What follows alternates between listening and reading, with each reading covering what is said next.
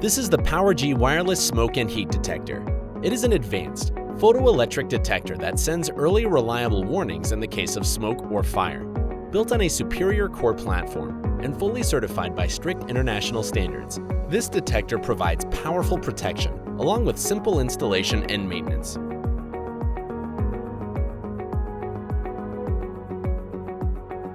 Let's see how to attach the detector's mounting base to the installation surface. Start by choosing the correct location to place the detector according to the installation instructions. You can install it on the wall, if local laws permit, or ceiling. Drill 2 holes in the surface at the correct distance apart. Insert 2 screws, one on each side of the mounting base, and attach it to the surface.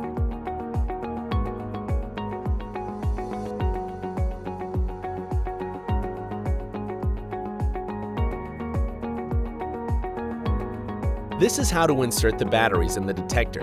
Before inserting the batteries for the first time, you'll need to enroll the device in the control panel. Please check the installation instructions to do so. Grasp the detector in the palm of your hand, facing downwards. Use 3 AAA batteries. Insert the batteries one by one, and make sure to insert the battery's negative polarity first. Press them down and click them into place.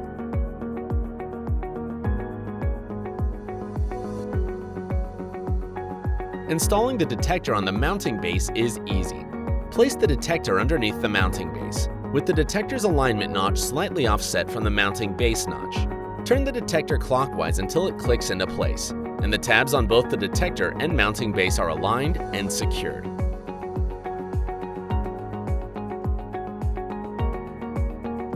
This is how to replace the batteries once the detector is already installed. Hold the detector in the palm of your hand and rotate it counterclockwise to release it from the mounting base. Insert a small flathead screwdriver between one battery's positive polarity and the battery contact. Lift the battery gently with the help of the screwdriver. Repeat to release each battery one by one.